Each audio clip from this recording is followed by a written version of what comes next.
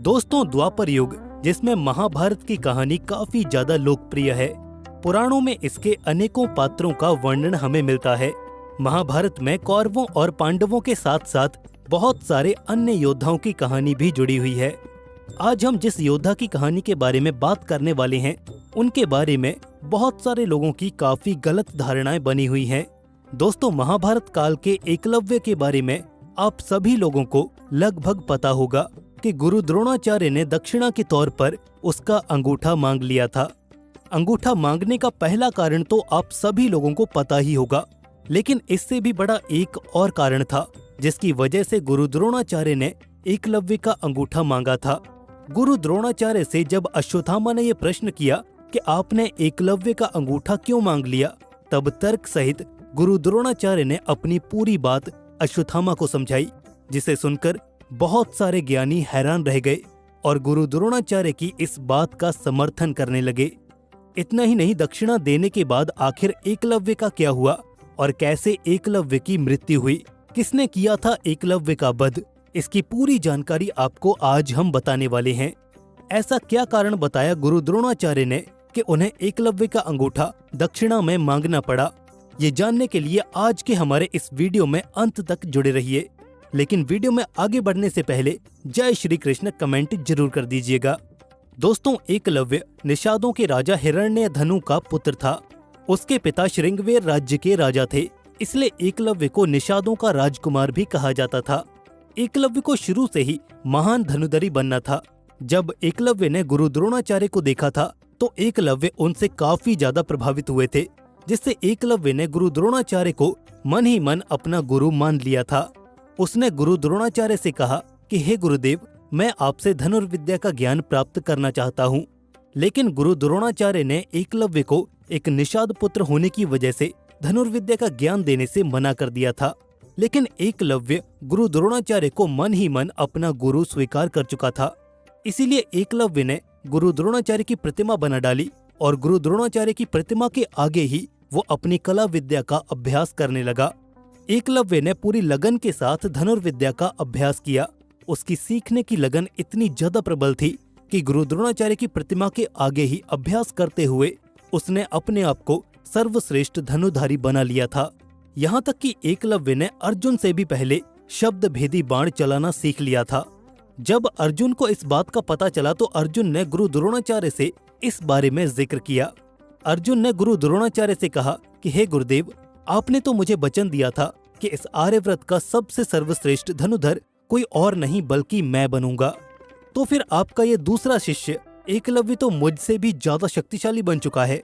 एकलव्य को मुझसे ज्यादा कला कौशल का अच्छी तरह से ज्ञान हो चुका है, ऐसा क्यों गुरुदेव? अर्जुन की इस बात को सुनकर गुरु द्रोणाचार्य एकलव्य के पास जाते हैं।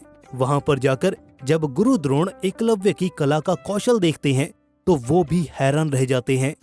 एकलव्य को देखकर गुरु द्रोणाचार्य को अंदाजा लग चुका था कि एकलव्य ने काफी कुछ कला विद्या सीख ली है, जिस वजह से गुरु द्रोणाचार्य ने एकलव्य से कहा कि पुत्र, तुमने मुझे गुरु बनाया है तो इस प्रकार मुझे गुरु दक्षिणा अवश्य मिलनी चाहिए।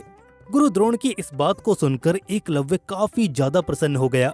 एकलव्य ने गुरु द्रोण से कहा कि मांगिए गुरुदेव, आपको गुरु दक्षिणा में क्या चाहिए, मैं आपको गुरु दक्षिणा अवश्य दूंगा।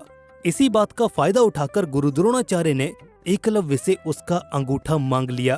क्योंकि एकलव्य गुरु द्रोणाचार्य से काफी ज्यादा प्रभावित था, इसलिए एकलव्य ने खुशी खुशी अपना अंगूठा गुरु द्रोण को गुरु दक्षिणा के तौर पर दान कर दिया था। यहाँ तक तो सभी लोगों को अच्छी तरह से पता ही है, लेकिन इसका एक और मुख्य कारण था जिसकी वजह से गुरु द्रोणाचार्य ने एकलव्य का अंगूठा मांगा था। असल में दोस्तों, जब अश्वत्थामा को राजा बना दिया गया था तब अश्वत्थामा अपने पिता गुरु द्रोणाचार्य के पास जाते हैं उनसे कुछ बातें करने के लिए। अश्वत्थामा को देखकर गुरु द्रोणाचार्य कहते हैं, पुत्र, अब तुम राजा बन चुके हो, परंतु इसका अर्थ ये नहीं कि तुम क्षत्रिय हो चुके हो। तुम एक आचार्य पुत्र हो और तुम्हारा कर्तव्य है जीवन भर सीखना और जो कुछ सीखा हो उसे अन्य योग्य लोगों में बांटना। प्रधान शिक्षा नहीं, प्रधान योग्यता है। जिस प्रकार छोटे बर्तन में नदी नहीं उड़ेली जा सकती, उसी प्रकार सागर से बूंद लेने का कोई अर्थ ही नहीं है।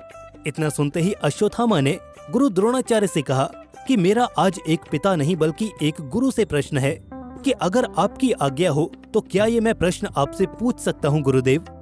तब गुरु द्रोणाचार्य कहते हैं, अवश्य पुत्र, पूछो, क्या पूछना चाहते हो? तब अश्वत्थामा कहते हैं कि आपने एकलव्य से गुरु दक्षिणा में उसका अंगूठा क्यों मांग लिया? क्या इसलिए कि वो एक क्षत्रिय नहीं था? तब इसका जवाब देते हुए गुरु द्रोणाचार्य कहते हैं कि क्षत्रिय तो तुम भी नहीं हो पुत्र। इसका उत्तर देते हुए अश्वत्थामा कहते हैं कि परंतु मैं तो एक ब्राह्मण हूं ना गुरुदेव। ये सुनते ही गुरु द्रोणाचार्य क्रोधित हो जाते हैं और कहते हैं कि पहले मनुष्य आया ये जाति, केवल जन्म से ही कोई ब्राह्मण नहीं बन सकता। जिस दिन ब्राह्मण अपना कर्तव्य भूल जाएगा वो ब्राह्मण नहीं रह जाएगा। एकलव्य से मैंने उसका अंगूठा इसलिए नहीं लिया था कि वो एक ऊंची जाति का नहीं था।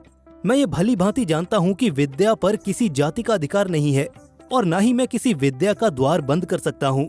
एकलव्य से मैंने उसका अंगूठा इसलिए लिया था क्योंकि एकलव्य ने मुझसे ये विद्या नहीं ली थी बल्कि चुराई थी, इसलिए इस विद्या पर उसका कोई अधिकार नहीं था।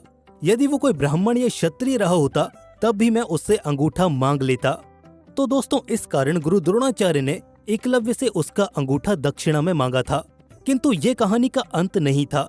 अंगूठा दक्षिणा में दान करने के बाद भी एकलव्य ने तर्जनी और मध्यम अंगुली का प्रयोग कर तीर चलाना सीख लिया था।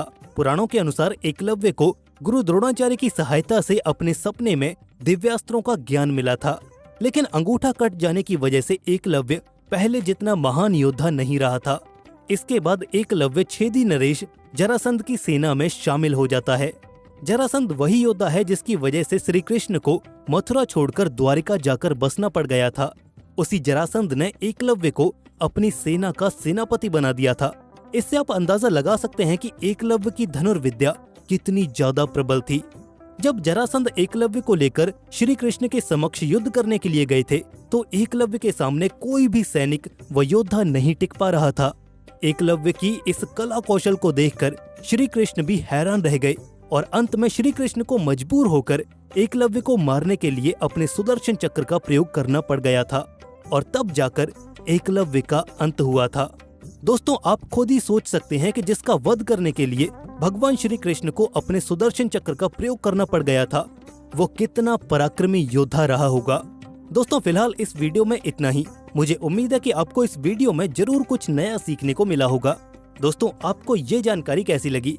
अगर आपको ये जानकारी पसंद आई तो हमारी इस मेहनत को एक लाइक जरूर कीजिए, क्योंकि ये वीडियो हम आपके लिए काफी मेहनत से लाए हैं। साथ में अगर आप भगवान श्री कृष्ण के परम भक्त हैं तो कमेंट सेक्शन में जय श्री कृष्ण जरूर लिखिएगा। भगवान श्री कृष्ण की कृपा आप और आपके परिवार पर सदैव बनी रहे।